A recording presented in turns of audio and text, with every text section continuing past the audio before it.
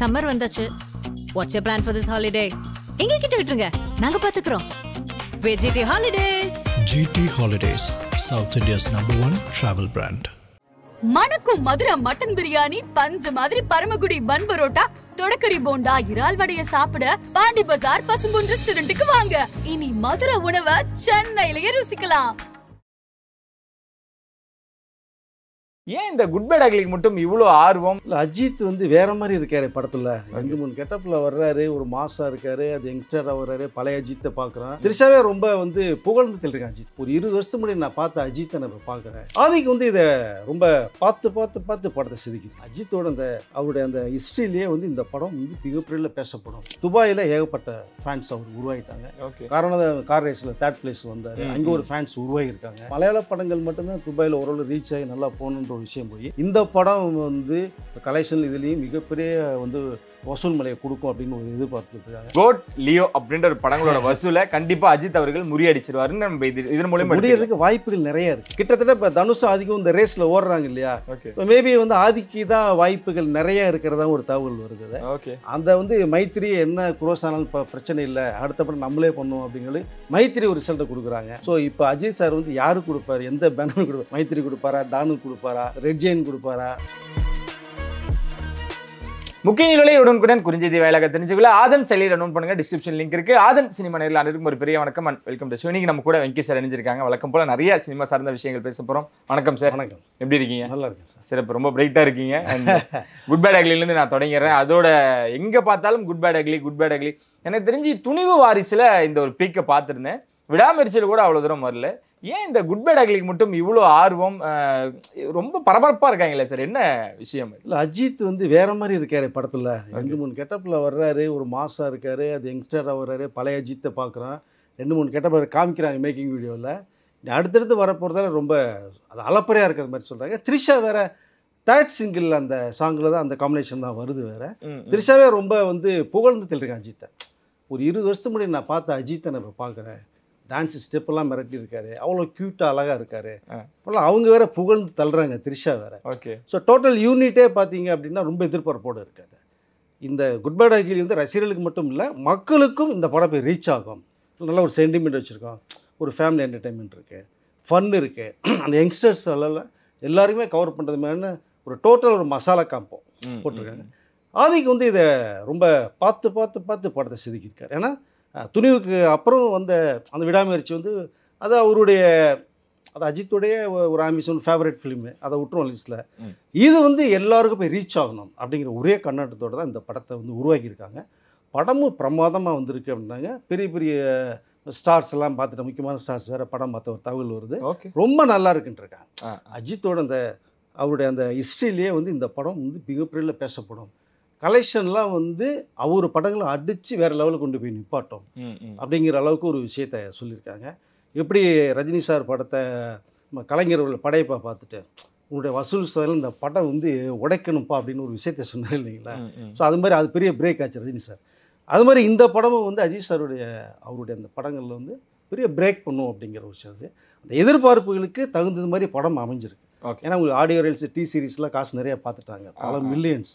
First சிங்கிளே 25 million, ரெண்டாவது 15 million மேலே கிட்டத்தட்ட கிராஸ் பண்ணி இப்போ 3rd சிங்கிள் வரப்போகுது. அதுலேயும் ப்ராஃபிட் பார்த்துட்டாங்க. ப்ரொடியூசர்ஸ் ரொம்ப ஹாப்பி, படம் பார்த்தவங்க ஹாப்பி. டோட்டலாக பேக்கேஜாக பார்த்தீங்க அப்படின்னா ஃபுல்ஃபில்லாக இருக்குது அப்படின்னு தான் ஒரு விஷயம் சொல்லி. ஓகே சார், நம்பர்ஸ் எல்லாருமே கணிக்க ஆரம்பிச்சிட்டாங்க எந்த நம்பரில் போய் நிற்கும் அப்படின்ட்டு. ஏன்னா விஜய் படம், லியோவாக இருக்கட்டும், அதுக்கப்புறம் அந்த படங்களாக இருக்கட்டும், கோட்டாக இருக்கட்டும், ஒரு பெரிய நம்பர் வந்து ஒரு வசூல் வச்சுருந்தாங்க. ரஜினி அவர்கள் ஆல்ரெடி நான் தான் கிங்கு அப்படின்னு சொல்லிட்டு ஆல்ரெடி அவரோட அந்த சேரில் உட்காந்துருக்காங்க. அஜித் அவர்களுக்கு இது எப்போவுமே வந்து ஒரு 200 கோடி 300 கோடி அப்படின்ற ஒரு விஷயம் அப்படின்ற ஒரு பார்வை இருந்துகிட்டே இருக்கு, எதிர்பார்ப்புகள் இருந்துகிட்டே இருக்கு. என்ன நம்பர்ல பண்ணுன்ற ஒரு எக்ஸ்பெக்டேஷன் நம்ம வச்சுக்கலாம் தான் சார். கிட்டத்தட்ட அஜித்துடைய அந்த படங்கள் லிஸ்ட்டில் நீங்கள் சொன்னது மாதிரி 200 300 கூட அவரு படங்களை கிராஸ் பண்ணி போய் அடிக்கிற அளவுக்கு இருக்கு. கண்டிப்பாக 500 CA கிராஸ் பண்ணுறதுக்கான வாய்ப்புகள் நிறையவே இருக்குது படத்தில். அந்த அளவுக்கு அவுட்புட் கொடுக்குறாங்க. படம் குவாலிட்டி நல்லா வந்திருக்கு. பக்கா மாஸ் என்டர்டைன்மெண்ட் கமிஷன் கொடுக்குறாங்க. இப்போ நீங்கள் 200 கொடுத்தீங்கன்னா ஒருத்து படம் பார்த்தா முடிஞ்சு வெளில வந்துடலாம்டா அப்படிங்கிற அளவு சாட்டிஸ்ஃபேக்ஷன் தான் இருக்கிறத ஒரு தகவல் சொல்கிறேன். டிஸ்ட்ரிபியூட்டர் கூட நீங்கள் ரோமி பிக்சர் ராகுல் பார்த்தீங்க அப்படின்னா அவங்க வந்து அடுத்த ஒரு ரேஞ்சுக்கு வந்து சரி நீ பொட்டி எவ்வளோ வாங்கியிருக்க, நாங்கள் அதுக்கு மேலே டேபிள் வைக்கிற கூடுன்ற அளவு கூட பேச்சுவார்த்தை போகுதான். ஓகே. அதெல்லாம் வாய்ப்பே இல்லை. நகரு ராசா அப்படின்னு சொல்லிட்டு நானே அடிக்கிறேன்னு சொல்லி அடிக்கிறாங்க. ஸோ இவ்வளோ எதிர்பார்ப்புகள் இருக்குது அப்படின்னா ஒட்டுமொத்தமாக தியேட்டர்ஸ் ஓனர்ஸ், டிஸ்ட்ரிபியூட்டர்ஸ், படம் பார்த்தவர்கள், படம் ஃபுல் பிக்சர் நிறைய பேர் பார்த்துட்டாங்க. ஓகே. ஃபாரின்லலாம் பார்த்து அந்த ஒரு ரிசல்ட்டு போய் அங்கெல்லாம் வந்து அலப்பறைகள். டிக்கெட்லாம் பார்த்தீங்கன்னா எவ்வளோ லேக்ஸ் கணக்கில் மேலே கிராஸ் ஆகிருக்கு.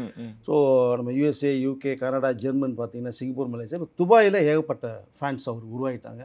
காரணம் கார் ரேஸில் 3rd பிளேஸ் வந்தார். அங்கே ஒரு ஃபேன்ஸ் உருவாகியிருக்காங்க. இப்போது அங்கே மலையாள படங்கள் மட்டும்தான் துபாயில் ஓரளவு ரீச் ஆகி நல்லா போகணுன்ற ஒரு விஷயம் போய் இந்த படம் வந்து கலெக்ஷன் இதுலேயும் மிகப்பெரிய வந்து வசூல் மலையை கொடுக்கும் அப்படின்னு ஒரு எதிர்பார்ப்பு இருக்காங்க. அங்கே புது ஃபேன் உருவாகியிருக்காங்க.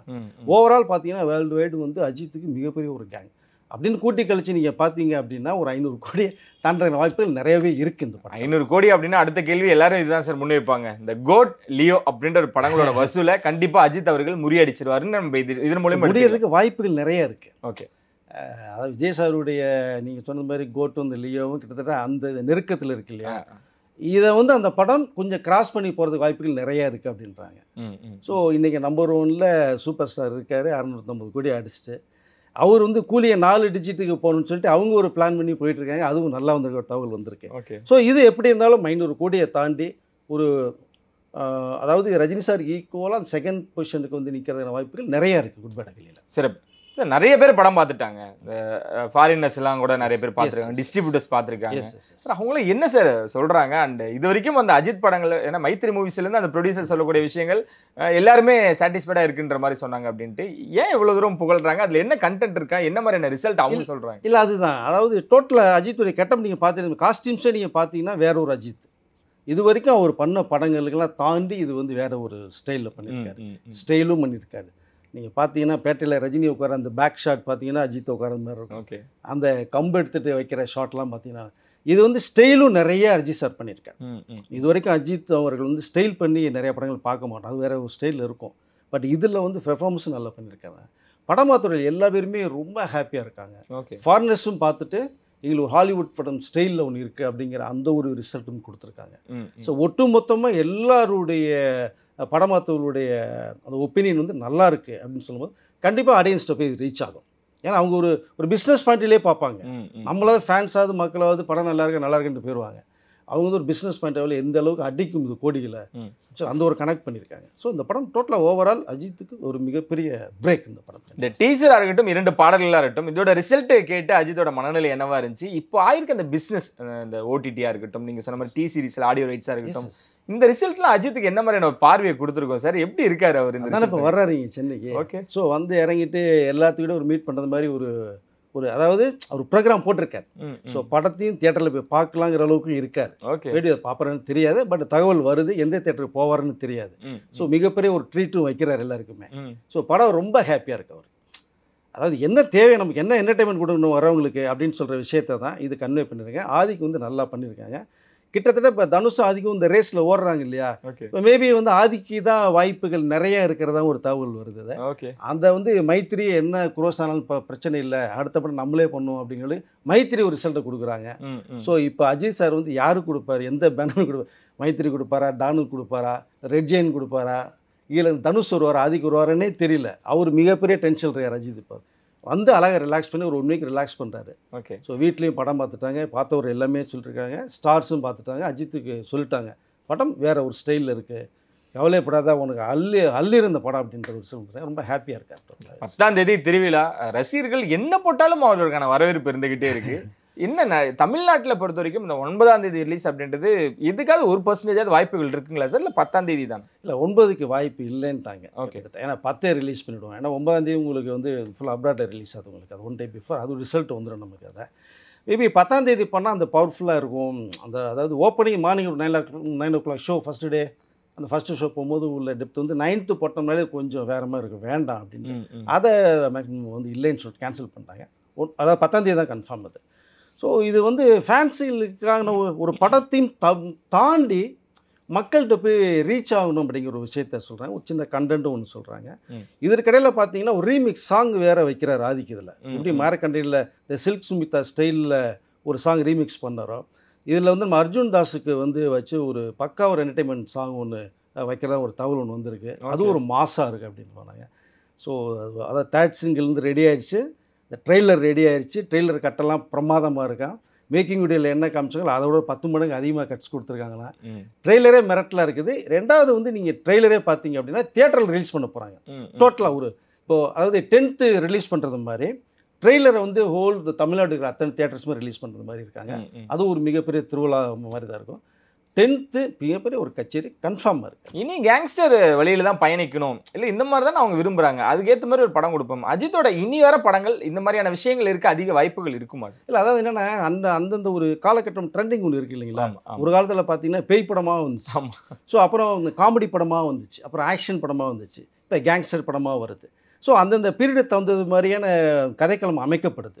அப்போ இன்றைக்கி ட்ரெண்டிங் யார் லைக் பண்ணுறாங்க அப்படிங்கும்போது யங்ஸ்டர்ஸ்லேருந்து நல்ல கேங்ஸ்டர், நல்ல என்டர்டைன்மெண்ட், அதில் நீங்கள் எல்லாமே சொல்லலாம். நீங்கள் பக்கா ஒரு மாஸ்டர்லாம் நல்ல ஸ்டைல் சொல்கிறேன், அந்த பிரம்மாண்டத்தை காமிக்கலாம், எல்லாமே அது A to Z இருக்கும். அதில் அந்த ஆடியன்ஸ் லைக் பண்ணுறவங்க வந்தால் ஜாலியாக படம் பார்த்துட்டு போகணும் அப்படிங்கிறது தான் இப்போ உள்ள ட்ரெண்டுக்கு. அந்த கேங்ஸ்டர்ஸ் ஃபிலிம் தான் ஃபுல்லாக ட்ராவல் ஆகுது. ஸோ வருங்காலத்தில் எப்படி வேணாலும் மாறலாம். பட் ஆனால் ஒரு மாஸ் ஹீரோக்கு இந்த மாதிரி படங்கள் பண்ணால் தான் நல்லாயிருக்கும். அதில் என்னென்ன அவங்க ஸ்டைல் காமிக்கணுமோ காமிக்கலாம். ஏன்னா கூலியும் வர போறாரு, அதுக்கப்புறம் ரெட்ரோ வர போறாரு, எல்லாம் கேங்ஸ்டராகவே நம்ம வரவேற்க போகிறோம். இதெல்லாம் ஒரு பக்கம் இருந்தாலும் ஜனநாயகன் எப்படி பயணிச்சுக்கிட்டு இருக்காருன்னு நீங்கள் நினைக்கிறீங்க சார்? சமீபத்தில் மேடையில் பேசுனது கூட ரொம்ப ஆக்ரோஷமாக இருந்துச்சு. விஜயோட ஸ்பீச் பொறுத்த வரைக்கும் உங்களோட பார்வை? இல்லை அதான் ஓங்கி குரல் கொடுக்குறாரு. ஓகே, அந்த குரல் மக்கள்கிட்ட போய் ரீச் ஆகணும், மக்கள் இறங்கி அவர் தமிழ்நாடு பூரா இறங்கி அடிக்கணும். அவருடைய நோக்கம் வந்து ஒருவித நோக்கமாக தான் இருக்குது போகும்போது வருதெல்லாம். பட் என்னென்னா அவருடைய ஸ்பீச் மற்றவர்களுடைய ஸ்பீச் பண்ணும்போது கொஞ்சம் காமெடி ஆகிடக்கூடாது அப்படிங்கிறத ஒரு விஷயமா இருக்குது. அவர்கள் பேசுவது வந்து யதார்த்தமாக பேசுகிறேன்னு சொல்லி சில விஷயங்கள் பேசுகிறாங்க, அது ட்ரோலாக்கப்படுது. பட் விஜய் சார் வந்து என்னென்ன தேவை ஏது, நீங்கள் இவ்வளோ தான் பேசணும், இவ்வளோ தான் பேசணும், ரூம்குள்ள 1000 விஷயங்கள் பேசலாம். நீங்கள் பப்ளிக்கில் பொதுக்குழு ஃபஸ்ட்டு பொதுக்குழு அதை நீங்கள் போடும்போதெல்லாம் கரெக்டாக ஒரு லிமிட் வச்சு தான் நீங்கள் ட்ராவல் பண்ணி அடிக்கணும் அது மேட்டரை. ஸோ விஜய் சாருடைய அந்த ஆக்ரோஷம் வந்து கண்டிப்பாக தேவை தான், அது மறுப்பதற்கே இல்லை. ஆனால் அந்த ஆக்ரோஷம், அந்த ஸ்பீச் வே வந்து அது போய் யாரை அடிக்கணுமோ அவங்கள போய் அடிக்கணும். பட் அவருடைய நோக்கம் 26ல் நான் யாருங்கிறத காமிக்கிறேங்கிறாரு. அவருக்குள்ள ஃபேன்ஸ் கேங் கண்டிப்பாக அதிகம், பப்ளிக் ஆடியன்ஸ் இருக்காங்க, யங்ஸ்டர்ஸ் நிறைய பேர் வந்து இருக்காங்க. ஃபஸ்ட்டு ஓட்டே அவர் தளபதி விஜய் தான் அப்படின்னு சொல்லி இந்த 18 வர்றவங்க எல்லாமே அதை சொல்கிறாங்க. ஓகே, ஒரு ஓட்டில் விஜய் ஃபேன்ஸ் இருந்தாங்கன்னா அவங்க வீட்டில் கட் பண்ணணுன்னா அப்பா அம்மா ப்ரெஷர் கொடுக்குறாங்க பசங்க ஓட்டு பண்ணணுன்னு. எப்படி இருந்தாலும் 5 பேர் இருந்தாங்கன்னா அதில் வந்து 3 ஓட்டு வந்து விஜய்க்கு வர்றதுக்கான வாய்ப்புகள் நிறையா இருக்குது. பட் இவர் கரெக்டாக பிளான் பண்ணி அழகாக கொண்டு போய் மற்றவர்களை பேசுகிறத லிமிட்டாக என்ன பேசணுமோ 4 வார்த்தையை பேசிட்டு இறங்கிருங்க ஸ்டேஜை விட்டு அப்படின்னு சொல்லிடணும். சொல்லி இவர் மட்டும் நோக்கம். ஏன்னா பட் ஹீரோ இவர் தானே. நீங்கள் அங்கே பொதுக்குழு மீட்டிங்கோ அந்த மாதிரி இடங்களில் போகும்போது விஜய் மட்டும்தான் ஒன் மேன் ஷோ. அவர் மட்டும் என்ன நோக்கத்தில் வராங்களோ ஃபுல்லாக பேசணும் அப்படிங்கிறது அது. பட் ஜனநாயகன் வந்து படம் நல்லா வந்துகிட்டு இருக்கு சார். அது நல்ல ஒரு மேட்ரு, அருமையான மேட்ரு. அது விஜய்களுடைய பெஸ்ட்டு பிக்சர் நான் அடித்து சொல்லுவேன். நான் அந்தளவுக்கு அவர் பெர்ஃபார்மன்ஸ் பண்ணுறதுக்கு 65 சீன்னா ஒரு 50 சீன் பார்ட்டி விளையாடுவார். அப்படி ஒரு அருமையான ஒரு கதைக்களம். இன்றைக்கி ட்ரெண்டுக்கு அது தேவையான ஒரு மெசேஜ் கூட, அந்த மெசேஜ் சொல்கிறாரு. பட் அதில் கொஞ்சம் அரசியலும் இருக்குது, அரசியல் கலந்து தான் அடிக்கிறாரு.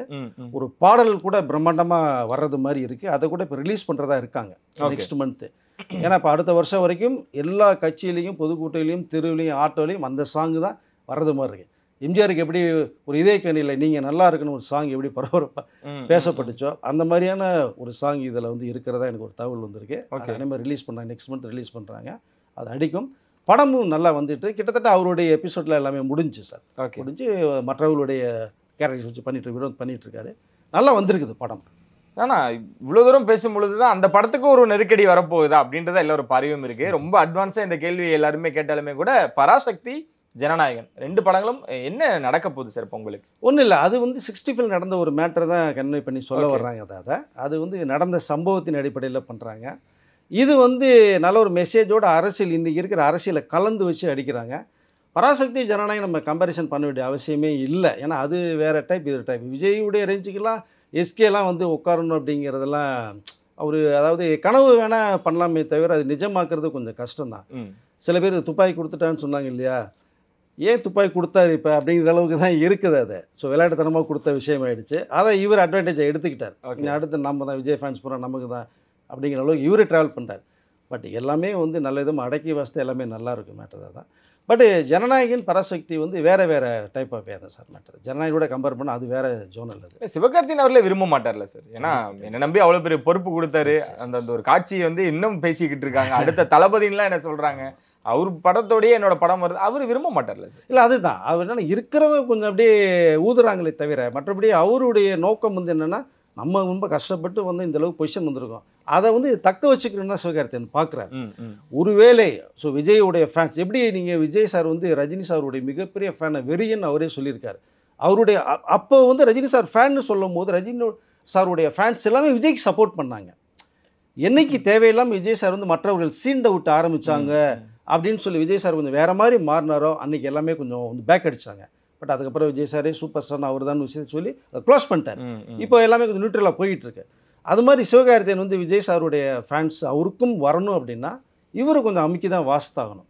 நான் துப்பாக்கியை கொடுத்துட்டாரு என் துப்பாக்கி என்கிட்ட தான் இருக்குனாருன்னா அது கஷ்டம் அது. பட் நீங்கள் சொன்ன மாதிரி சிவகார்த்திகேயன் லைக் பண்ண மாட்டார். இந்த கஷ்டப்பட்டு வந்தவர் இந்த சீட்டில் உட்காந்துருக்காரு. ஓகே, பொங்கலுக்கு அப்புறம் என்னென்ன விஷயங்கள் நடக்குது அப்படின்றத நம்ம நிறைய விஷயங்கள் பொங்கல் நெருங்க நம்மளுக்கு தெரிஞ்சிடும்னு நினைக்கிறேன் சார். ரொம்ப நன்றி சார், வழக்கம் போல் நிறைய விஷயங்கள் எங்களோட பகிர்ந்துக்கிட்டதுக்கு. இன்னும் நிச்சயம் சந்திமுறை விழுந்து எடுப்பேன். நாங்கள் நன்றி, வணக்கம்.